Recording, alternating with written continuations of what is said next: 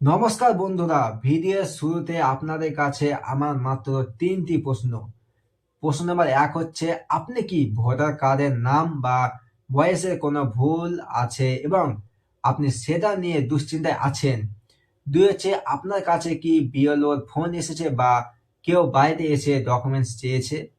তিন হচ্ছে সব থেকে বড় প্রশ্ন, আপনি কি ভয় পাচ্ছেন যে আগামী কয়েকদিনের মধ্যে আপনাকে হিয়ারিং সেন্টারে গিয়ে ঘন্টার পর ঘন্টা লাইনে দাঁড়িয়ে থাকতে হবে কিনা? যদি এই প্রশ্নগুলোর উত্তর হ্যাঁ হয়, তবে আজকের এই ভিডিওটি আপনার জীবনে সব থেকে গুরুত্বপূর্ণ ভিডিও হতে চলেছে, কারণ নির্বাচন কমিশন থেকে আসা একদম টাটকা আপডেট অনুযায়ী আপনাকে আর হিয়ারিং সেন্টারে যেতে হবে না। ঠিকই শুনেছেন, কিন্তু কেন যেতে হবে না আর নির্বাচন কমিশনের ওই ৯টি দফার নতুন নির্দেশিকা ঠিক কি?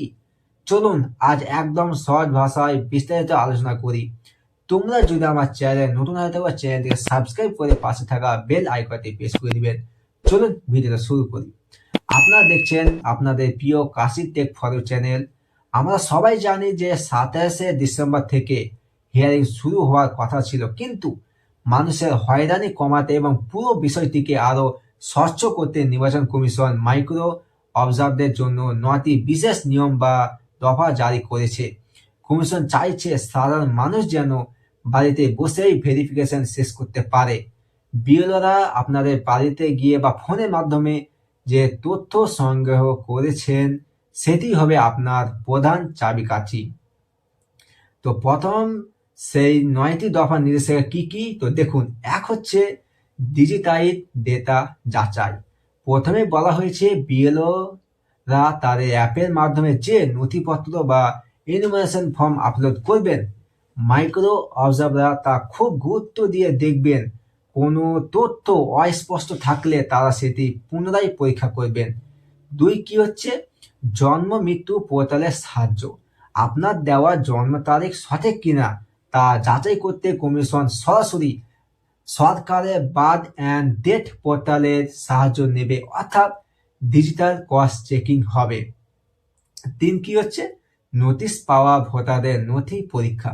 যাদের কাছে ইতিমধ্যেই ইআরও বা এইআরও দপ্তর থেকে নোটিশ গেছে, তাদের জমা দেওয়া নথিপত্রগুলো কেন্দ্রীয় সরকারি কর্মীরা আলাদাভাবে যাচাই করবেন। চার হচ্ছে তথ্যের সামঞ্জস্য বিচার। আপনি যে দাবি করছেন এবং আপনার জমা দেওয়ার কাগজে যা লেখা আছে, এই দুটোর মধ্যে মিল থাকতে পারে। যদি বিএলও দেখেন সব ঠিক আছে, তবে আপনি হিয়ারিং থেকে ছাড় পাবেন। পাঁচ হচ্ছে হিয়ারিং সেন্টারে কড়া নজরদারি।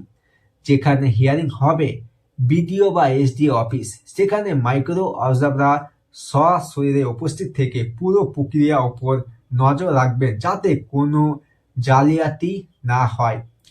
ছয় হচ্ছে সংশোধন প্রক্রিয়ার ত্রুটি সংশোধন। আগে ভোটার কার্ড সংশোধনের সময় যদি কোনো বিচ্যুতি বা ভুল থাকে, তবে এই ৯ দফা নির্দেশিকা অনুযায়ী মাইক্রো অবজারভাররা সেই ভুলগুলো শুধরে নেওয়ার সুযোগ দেবেন।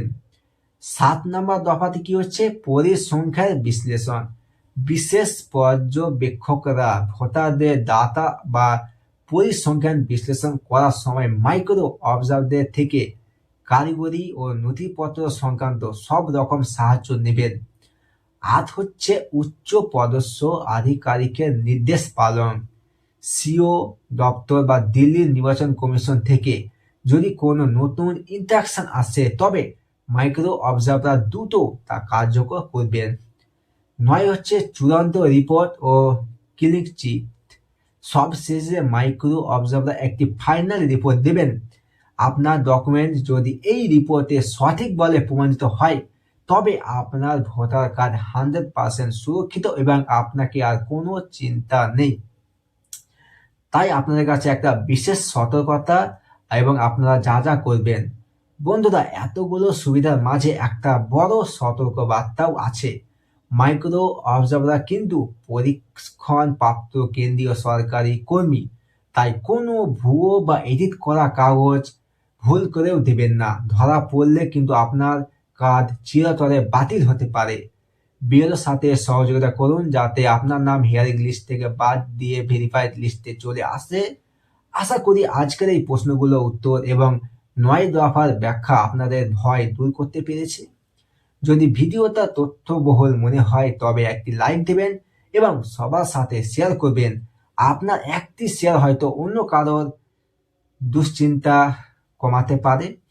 তোমরা যদি আমার চ্যানেলে নতুন হতে পারো তো চ্যানেলটিকে সাবস্ক্রাইব করে পাশে থাকা বেল আইকনটি প্রেস করে দিবেন।